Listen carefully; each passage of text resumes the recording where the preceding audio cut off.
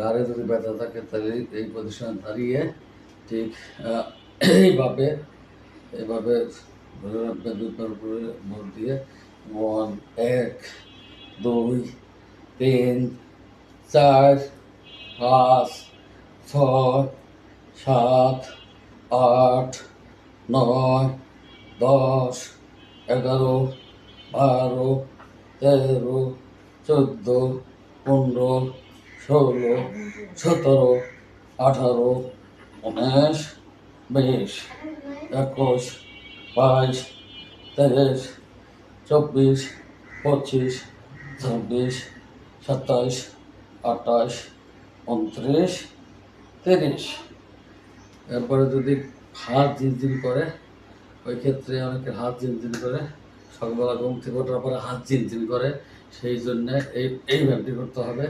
এটা হলো 1 2 3 4 5 6 7 8 9 10 11 12 13 14 15 16 17 18 19 20 21 22 23 24 25 26 27 28 29 30।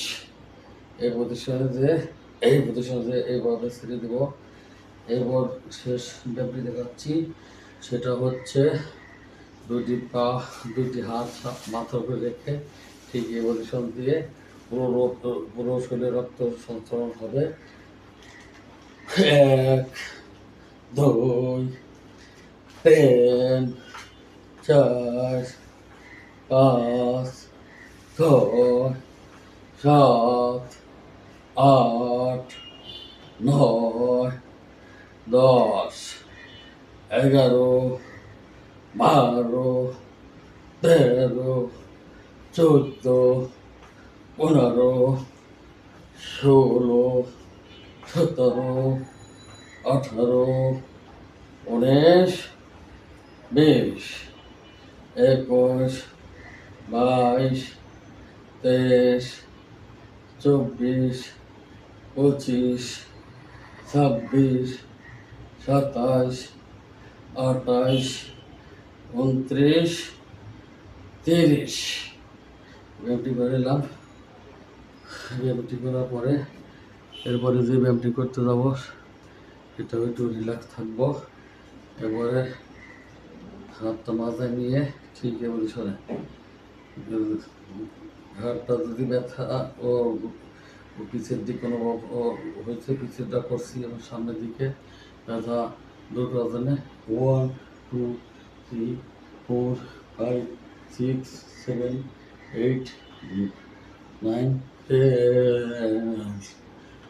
আবার 1 2 3 4 5 6 7 8 9 10।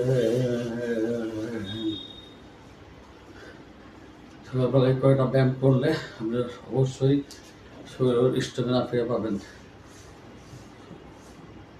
সবাইকে ভিডিও দেখার জন্য অনুরোধ রইল।